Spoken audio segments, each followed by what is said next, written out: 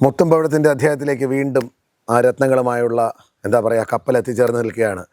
നിസാറിൻ്റെ cinema ഗാനങ്ങളിലൂടെയുള്ള യാത്രയിൽ അദ്ദേഹത്തിൻ്റെ ഗാനങ്ങളിൽ അദ്ദേഹം പാടുക അല്ലെങ്കിൽ പാട്ട് എന്നുള്ളൊരു വാക്ക് ഉപയോഗിച്ചിട്ടുള്ള ഗാനങ്ങൾ ഏതൊക്കെയെന്നാണ് നമ്മുടെ അന്വേഷണ വിഷയം.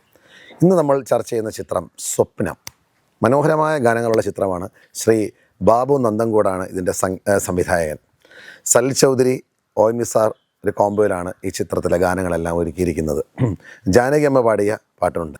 മാതളപ്പൂ പോലൊരു മാനസം ഞാനിന്നു കണ്ടു, മാതളപ്പൂ പോലൊരു മാനസം ഞാനിന്നു കണ്ടു, ആരും കാണാതെ പൂച്ചൂടി ഞാനൊന്നു പാടി, ശാരികേ എൻ ശാരികേ. നോക്കൂ, ആരും കാണാതെ പൂച്ചൂടി ഞാനൊന്നു പാടി. പല്ലവിയിൽ തന്നെ ആ പ്രയോഗം. ഞാൻ പറഞ്ഞില്ലേ, അദ്ദേഹം പേനയെടുത്ത് എഴുതി തുടങ്ങുമ്പോൾ തന്നെ സിനിമാ ഗാനങ്ങളിലേക്ക് അദ്ദേഹത്തിൻ്റെ മുഖമുദ്രയായ ആ വാക്ക് എവിടെയെങ്കിലും അദ്ദേഹം കൊണ്ടുവന്നിരിക്കും. മാതളപ്പൂ പോലൊരു മാനസം ഞാൻ ഇന്ന് കണ്ടു, ആരും കാണാതെ പൂച്ചൂടി ഞാനൊന്നു പാടി, ശാരികേ ശാരികേ എന്നാണ്.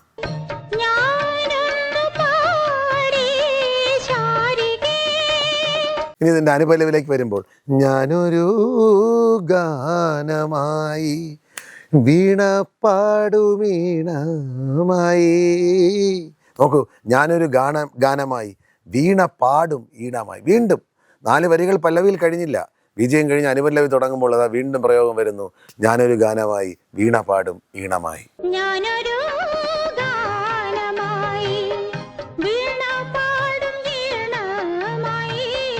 ചരണത്തിലേക്ക് വരുമ്പോൾ ഇതാ വീണ്ടും, ഇന്നെൻ്റെ കിളിവാതിലിൽ പാടി നീ വിടരാൻ വിതുമ്പുമേതോ പൂവിൻ ഗാനം.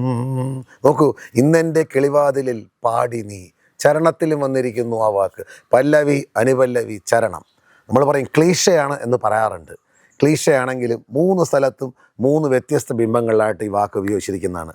വിടരാൻ വിതുമ്പുമേതോ പൂവിൻ ഗാനം.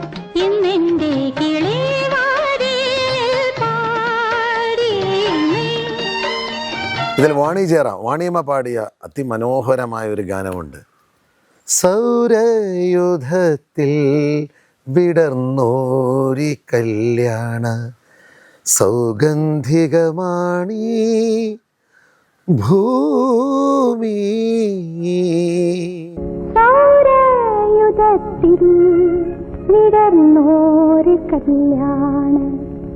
സിനിമയുടെ ടൈറ്റിൽ അന്വർത്ഥമാക്കുന്ന രീതിയിലാണ് ഈ പല്ലവി ആരംഭിക്കുന്നത്. വിരുദ്ധത്തിന് ശേഷം പാട്ട് ആരംഭിക്കുകയാണ്.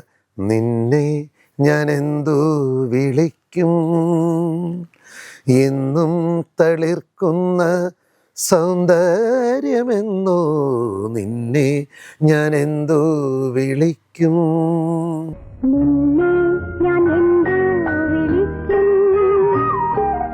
ആരും പാടാത്ത പാട്ടിൻ്റെ മാധുര്യമെന്നോ, നിന്നെ ഞാൻ എന്തു വിളിക്കും. നോക്കൂ, ആരും പാടാത്ത പാട്ടിൻ്റെ മാധുര്യമെന്നോ. ഇതുവരെ ആരും പാടിക്കേൾക്കാത്ത ആ പാട്ടിൻ്റെ ഒളിപ്പിച്ചു വെച്ചിരിക്കുന്ന മാധുര്യമെന്നാണോ നിന്നെ ഞാൻ എന്ത് വിളിക്കും എന്നതിന് ക്വസ്റ്റ്യൻ ചോദിക്കുകയാണ്. അവിടെയും അദ്ദേഹം തൻ്റെ ആ വാക്ക് കൊണ്ടുള്ളൊരു ഇന്ദ്രജാലത്തിൽ ചോദിച്ചിട്ടുണ്ട്, നിന്നെ ഞാൻ എന്നും എന്താ വിളിക്കേണ്ടത്, ആരും പാടാത്ത പാട്ടിൻ്റെ മാധുര്യം. വാണിയമ്മ പാടിയ ഈ ഗാനത്തിലും അദ്ദേഹത്തിൻ്റെ ഈ മുദ്ര പതിഞ്ഞിട്ടുണ്ട്.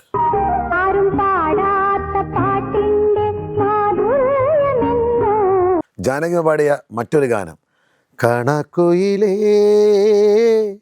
പാടു പാടൂ നീ, കാവുകൾ പൂത്തു താഴ്വരയാകെ താഴമ്പു ചൂടി.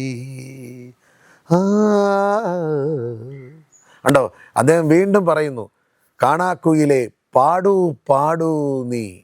ഈ ഗാനത്തിലും അദ്ദേഹത്തിൻ്റെ മുഖമുദ്രയായ വാക്കുണ്ട്, കാണാക്കുയിലെ പാടൂ. അപ്പോൾ ഈ ചിത്രത്തിൽ നമ്മൾ പറഞ്ഞു വന്ന 3 ഗാനത്തിലും അദ്ദേഹത്തിൻ്റെ ഈ വ്യക്തിമുദ്ര പതിഞ്ഞിട്ടുണ്ട്. ഇതിൽ യേശുദാസ് സാർ പാടിയ ഒരു 4ാമത്തെ ഗാനം, നീ വരൂ കാവ്യ ദേവതേ നീലയാമിനി തീരഭൂമിയിൽ നീറുമൻ ജീവനിൽ കുളിരുമായി നീ വരൂ വരൂ വരൂ. നീ വരൂ കാവ്യദേവതേ.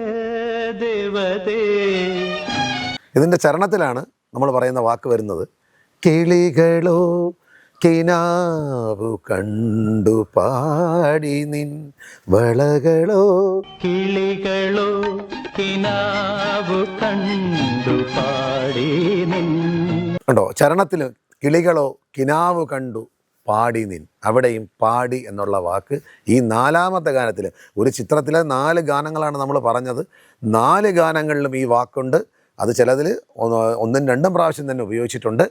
അപ്പോൾ സ്വപ്നം എന്നുള്ള ചിത്രത്തിൽ സ്വപ്നം പോലെ അദ്ദേഹം എപ്പോഴും ഉപയോഗിക്കുന്ന, അദ്ദേഹം പോലും അറിഞ്ഞോ അറിയാതെയാണോ സ്വപ്നം പോലെ ഈ വാക്ക് അദ്ദേഹത്തിൻ്റെ കവിതകളിലും ഗാനങ്ങളിലും കടന്നു വരുന്നത്. എന്തായാലും നമ്മൾ ഈ രത്നങ്ങളുടെ യാത്ര അവസാനിപ്പിക്കുന്നില്ല.